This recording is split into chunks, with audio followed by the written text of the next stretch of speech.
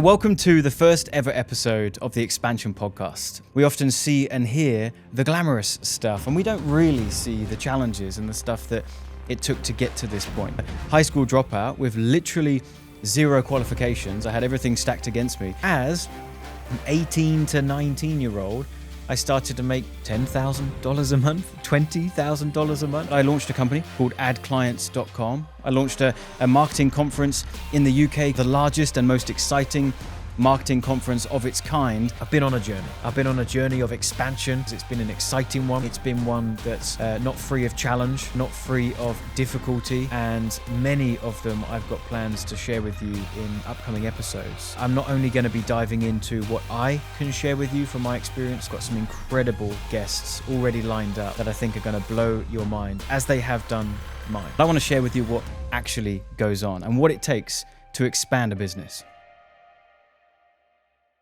So welcome to the first ever episode of the Expansion Podcast. My intention with this platform is to share with you the highs and lows of entrepreneurship, what actually goes on behind the scenes when you are obsessively and aggressively building and scaling some big businesses. I see other podcast content creators, YouTube channels, talking about the glamorous side of entrepreneurship, but perhaps they're missing the gritty stuff that actually goes on behind the scenes, the challenges, the things that go wrong, particularly in the area of marketing and sales. You know, there's so much that looks impressive on the surface, but we don't see what actually went on behind the scenes to make that happen. You know, I've had the privilege of growing and scaling some big businesses at this point. You know, I was a high school dropout with literally zero qualifications. I had everything stacked against me, but I launched a company called AdClients.com, which has become one of the largest marketing and sales training companies in our industry. We've expanded that into 8-figure territory now. I launched a marketing conference in the UK called AD Con, which is now the largest and most exciting marketing conference of its kind, focusing on helping coaches and experts to launch and scale their business. We've done some cool stuff in the software space and really revolutionizing how new startup entrepreneurs can launch and scale their business on the internet. And I've had my hand in some investing as well. And again, we can talk about the cool stuff, the fun stuff, the surface level stuff, but I want to share with you what actually goes on and what it takes to expand a business. And I'm going to take you on a journey of learning some of this stuff in a multitude of ways. I'm going to share with you stories of my own, experiences of my own, lessons that I've learned to pass back to you in the hopes that it provides a shortcut for you to expand and scale. I'm going to have some amazing guests that we've already got lined up for future episodes to share their area of expertise in this marketing and sales and business world.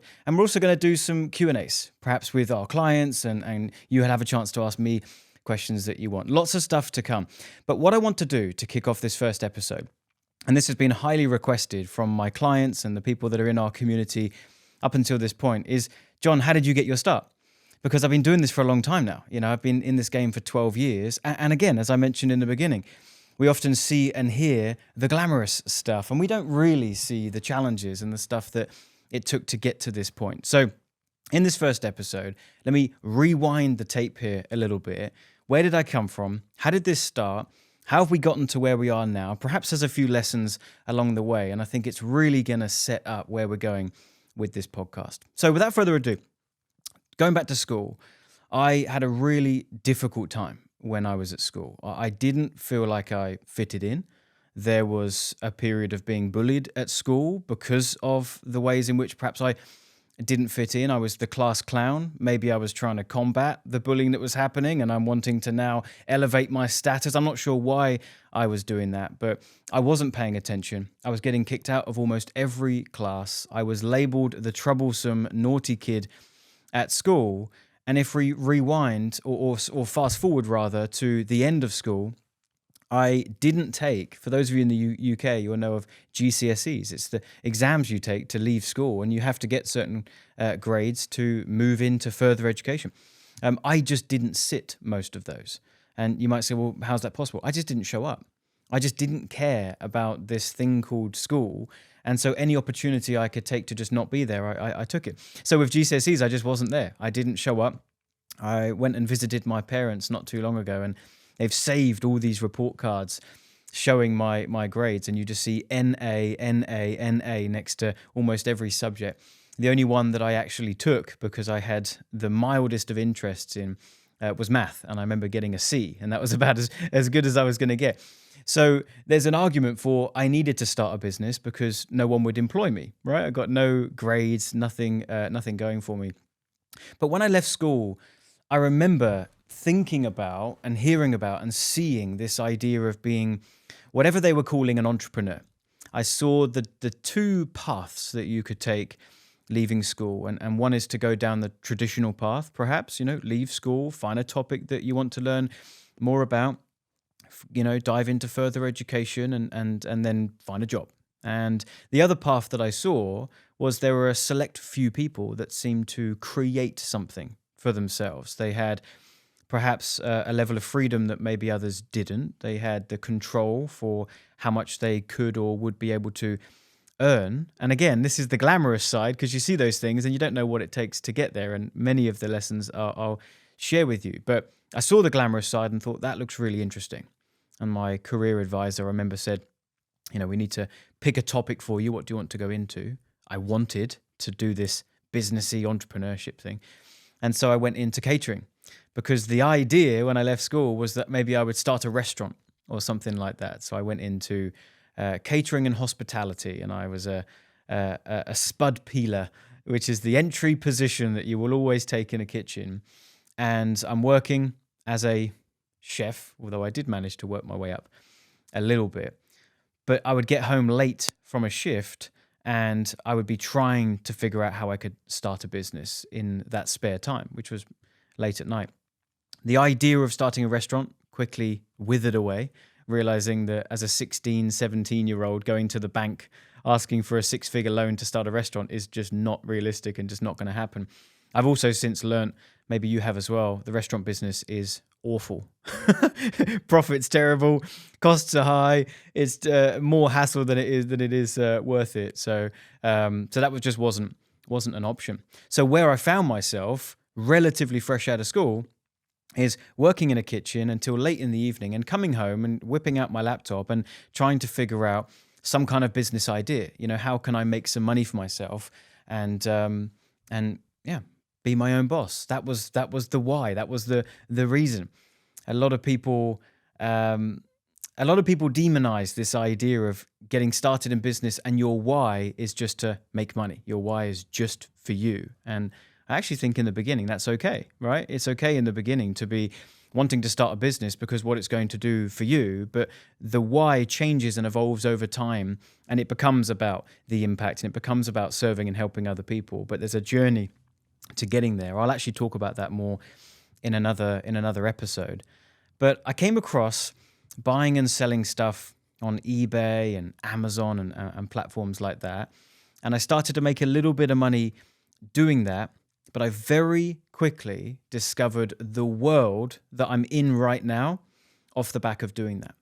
Because when I had my eBay store and I was buying and selling stuff on Amazon, what I was finding was I was having issues growing that business and making more sales. And so I would search online for how to grow my eBay business. And I discovered, I'll never remember the guy's name, but I discovered this online training program. And I seem to remember it being something like $67. And everything's got a 7 in it, right? And I purchased this course and I go through it. And what I realized by the end is, hold on a minute, I've just spent $67 purchasing an information product that has no hard costs. This guy just made $67 from me and he hasn't had to post anything to me. He's not got any physical items that's going to, there's going to be an expense before it's even moving into the realm of profit. He's just made $67, almost pure profit. And this fascinated me. At the end of his program, he said, if you've enjoyed this course, then I'd love to give you an opportunity to promote my program as what we call an affiliate, a word I didn't know at the time. And I thought, this sounds awesome. I wonder what the commission is. 50%. I remember I almost fell off my chair because I'm making 10% profit margin selling these physical items on eBay and Amazon. And here I could be promoting this dude's information product, digital product, and I can make 50%. My world changed. I almost immediately stopped doing what I was doing on eBay and doubled down on this affiliate marketing stuff.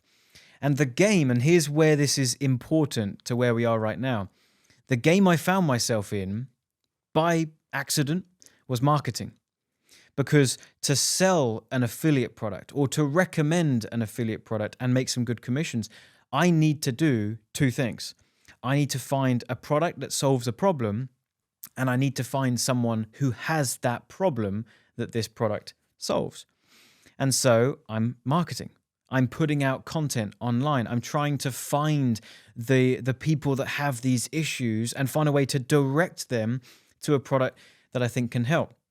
Back then, the big player in the affiliate game was a network called ClickBank. It's still around today, although they've changed a lot. And I would find a bunch of different products, and man, I used to sell some weird and wacky stuff. How to grow taller, how to jump higher were products I sold. Then there were some businessy products and parenting products, all sorts of stuff. And a strategy that I found that was working incredibly well was people are going to YouTube, they're going to Google, and they're searching for a key phrase. They're searching for something that is an issue for them right now that they're trying to get solved. So when they search on these two platforms, obviously there are the prime spots at the very top of the search results that are going to generate most of the clicks. And I thought, I wonder if I could get a video to rank at the very top of the search results, because if I can do that, I can siphon all of that traffic to my affiliate link. So I started to go down that track, and I got very, very good at it. I found a way to record a video that was custom for that particular key phrase that someone's just typed in. And then in that video, I would tell them that if you've got this problem, and I would restate the keyword that they typed in, then there's a product over here, and I'll link it in this description box, that I think will really help you. And so I got this little machine going. People are searching for things on YouTube and Google. My videos are popping up, and I'm forcing all that traffic over to my affiliate link. And as an 18 to 19-year-old, I started to make $10,000 a month, $20,000 a month. I think the biggest month I had around then was about $30,000 a month. I mean, it was absolutely crazy. I lost it all, by the way. Again, a story for another podcast, but you don't always keep the money that you earn, and there's ways to protect it that I now have learned, and we'll share that later down the track. But then I got to a point where I thought back to the chap that had an information product that taught me how to grow my eBay business. And I thought, here I am, 19 years old. I'm making, multi-six figures a year now with this simple little marketing trick. It just felt like a trick. I found some loopholes on YouTube. Maybe someone else would like to learn that from me. So I delved in to creating my first ever digital product. And it was called Tube Traffic Mastery. Don't go searching for it, because if you do find any remnants of it, it's probably embarrassing material, because I'm a young, spotty dude. And the videos then would have just been awful. So please, I'm serious, don't try to find it. Tube Traffic Mastery. I launched this program. I record a series of training videos, simply walking people through the process that I was using. How do I do my keyword research to find good key phrases that I can target? How do I record the video that says and does the right thing to move that traffic through?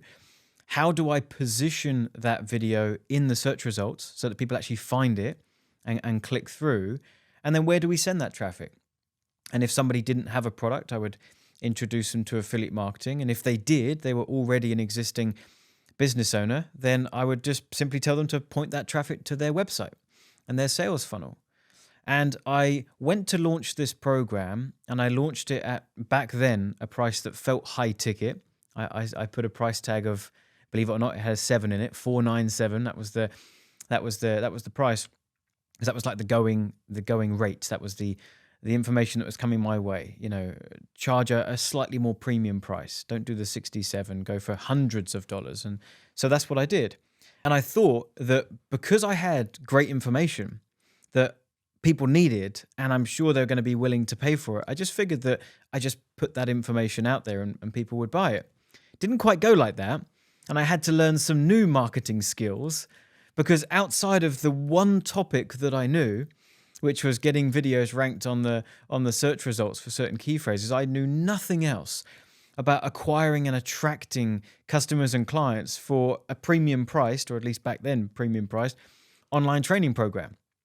So I had to learn about all these new things like webinars and sales funnels and sales strategies. And the first ever webinar that I launched, I think, I could be wrong here, I think it was back in 2014 is when I launched my first webinar. And I remember I had hustled to get as many people on this thing as possible. And I taught some cool stuff in the presentation. I shared some of my YouTube strategies. At the end of the webinar, I asked people if they've enjoyed their experience, and I got an overwhelming yes in the chat box. And I asked people if they wanted to purchase my program, and I told them the details and what's included, and I gave them a link to buy. And crickets. I made 0 sales, and I was thinking, what in the world's going on? I've just got a bunch of people on a webinar. I've provided an insane amount of value. They all said they loved it, and I've offered my product and no one's buying. So these are all things I had to figure out afresh, because my one little YouTube strategy wasn't going to cut it anymore. I had to learn, I mean, I don't mean to belittle what I was doing before, but true marketing and sales. Taking someone not just from a search phrase on Google and passing them off to someone else. I had to now learn the actual marketing and sales process. So I had to learn all this stuff. How do you do a webinar presentation that provides value but still creates buyer demand for people once they join? And how do you set up a webinar funnel that is optimized to perfection so that you're generating as many leads as possible on the front end and building your email list? And then how many of those leads actually attend the webinar? And let's squeeze that and get as many people on as possible. How can we make as many sales as possible on the actual webinar, but then follow up after the webinar and make even more sales? And then how do I learn even more traffic strategies outside of the one-dimensional strategy that I knew? So long story short, another whole journey figuring this stuff out, but I have a very obsessive personality. When I get into something, I'm obsessed. And if I want to learn something, I won't stop till I figure it out. And so I just hustled, put my head down, did the late nights, figured this out. And I learned this sales funnel stuff. I learned paid advertising, and I learned how to sell. I learned how to do webinars. I learned all of this stuff, and then got actually very, very good at it. And Tube Traffic Mastery was my first $1 million venture. I sold over 2,000 copies of that $500 course. And I was very proud of myself. I thought, this is awesome. And what's more important is that I found my passion. And it's the passion that I still have today, which is why I'm telling you these stories, because the passion I've discovered is teaching, training, and coaching. I love it. Now couple that with marketing. Now these two things that I've absolutely fallen in love with. I love marketing and sales. I cannot stop geeking out on it. But I also love teaching and training and coaching and passing on the information that I've learned to other people. And there's been a bit of a theme of this over my journey, is that I will learn something that is working really well for me, and then I'll pass on that information to other people once I've proven that it works. And so if we just go back to this period of time where I've sold Tube Traffic Mastery, I've earned $1 million selling this course now.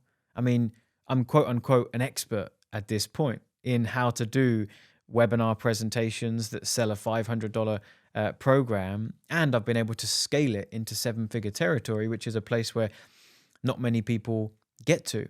So my next venture, I'm thinking, well, I want to teach again. I want to show people how I've done what I've just done now. And so on that journey of learning webinars and paid ads, I thought, well, I want to teach, the skills that I've acquired in these areas. So I launched another course, and my next course was, I've forgotten the name actually, Webinar Conversion Academy. And that went on to do another, $1 million in sales. But that program was a dedicated course walking you through the webinar framework that I had devised and created and perfected over time, that was proving very successful and very profitable, and loved teaching it. And a whole world of opportunities started to open up from these courses, because as I started to teach these webinars, I thought, you know what, I'd actually like to meet my customers tangibly in person. And so we started to run little workshops. And I remember the first time I did it, Webinar Conversion Academy customers, if you want to come and spend a couple of days with me geeking out on these strategies, then I've booked a hotel room in London, come along. And I remember standing in that hotel room with a room set up for 20 people, no idea how many people are going to come, thinking I could have one weirdo that just arrives and I've got to spend 2 days with them. This is going to be awful. But 20 people came and we filled the room, and it was super exciting. And I just loved this face-to-face connection with our customers. And so we carried on doing those workshops, and 20 people became 50 people, and 50 people became 100 people. And the business has snowballed from there. We broke out into other training topics, and I partnered with people to launch other programs. Facebook ads was a big thing that we were doing, but I had an agency that was running those ads for me. So I partnered with the chap. His name's Jabril Agoro, still one of my closest friends to this day. We partnered up on a course to teach Facebook ads, and then I loved the event stuff that we're doing. So we doubled down on events as well. And I started to host more of these training events in London, multi-day, 3-day training events, and absolutely loved the experience. And then, as well as my interest and obsession with marketing and training, I also loved the challenge of scaling and expanding these businesses, hence the name of this podcast. I wanted to take the events that we're doing and expand those. And I'll talk more about that in a minute. I want to take the training and the coaching we're doing and expand those. And that's kind of where we find ourselves right now. I mean, we're fast forwarding quite a few years now at this point, but on the event side, there was no event that I could see in the UK that was an electric, exciting, super valuable place where online entrepreneurs, specifically our core demographic, which are coaches, experts, service providers, consultants, could all come to learn what is current and working right now, but where I could give them just an outstanding experience, because events, even if they're valuable, they're boring. There's just nothing exciting about the hotel room that you're in, and you're strapped to a chair for 8 hours. And so even if the content is good, you wouldn't even know because you're being bored to sleep, or events are aimed at being very entertaining and electrifying, but then the content is very, very weak, and then there's nothing really tangible that you can take away from it. So I saw this gap in the market to expand what we were doing with the events. Let's go from a 100-person event or workshop, as it was back then, to let's put 500 people in a room. Let's put 1,000 people in a room, and let's just put everything into making this an unbelievable, fun experience, but also so tactical, so strategic that they leave with a notepad full of notes on how they can grow their business. Let's bring in some of the biggest names in the space. We've done events now with Stephen Bartlett and Ali Abdul and Rob Moore and Neil Patel and a whole host of other incredible speakers that I can't announce right now, but they're on my mind because we've booked them ready for next year. You can go to adcon.co.uk, by the way, and see what we've got planned for next year. So we did it. We saw that hole in the market and we said, let's do this. And there's a reason, I think, why there's not more of that type of event that I've just described there that exists. And the reality is it's because it's really darn hard to do it, like really hard. And it's not just hard, it's incredibly expensive. And a lot of people online say that they're doing really well, but actually they're not, because they don't have the funds to back up what they're saying and throw an event like that. Or perhaps they just don't have the desire to, because they can only imagine how challenging it is. I think perhaps I'll do a podcast episode in the future just on our AdCon event and take you behind the scenes and how we put those things together and the challenges and the highs and the lows of that. I think the behind the scenes of that would be really interesting for you. But then over on the coaching side, scaling that too. The events, yes, but then the coaching business. I found through this passion for helping and serving and coaching that we were having a really big impact, like a really big impact. We right now, we document the success of our clients. And so when they hit certain revenue milestones, we congratulate them with an award, and we document their journey and the revenue they've generated. We've now just surpassed $100 million in documented and reported revenue between us and our clients. Something I'm like really, really proud of. And I want to do more of that, you know? And that's where I said to you earlier that your why changes over time, because you might start out wanting to launch a business because of what it's going to do for you, but it very quickly becomes less about the money and more about what you're doing and how you're doing it and who you're doing it for. And the impact we're having on our clients is just incredible. And so, we're going obsessive over growing and scaling AdClients.com, because we know what we've got is great, and it's really helping a lot of people. And we've scaled that now to an eight-figure business. And then there's some other bits that I told you about at the beginning. Our software company, the clients that we have need to be able to launch their business on a platform that's going to give them all the marketing tools that they need, all in one platform, in one place, easy to use. And we built that as well. And that's growing and scaling really, really nicely. So all of this to say, I've been on a journey. I've been on a journey of expansion for my own companies and my own businesses. It's been an exciting one. It's been one that's not free of challenge, not free of difficulty. And many of them I've got plans to share with you in upcoming episodes. And in fact, I've got stories to share that I've never shared before. I think some of them will shock you, and you just would not have been expecting that I've been through some of the things that I have. So we'll leave it here for today. Thank you for tuning in to the first ever episode of the Expansion Podcast. This has been a bit about my journey, but listen, this is a whistle-stop tour. So much I want to get into, so many lessons that I want to share with you. And the episodes that we've got coming up, I'm not only going to be diving into what I can share with you from my experience, but as I mentioned at the beginning, I've got some incredible guests already lined up that I think are going to blow your mind, as they have done mine. Because the guests I'm going to put in front of you are people that I've personally learnt a lot from and really look up to. So I'm looking forward to where this podcast goes. Thank you for tuning in. Thank you for making it to the end of episode 1. And I really, really hope to have you as a regular listener. And I hope to have you for episode 2.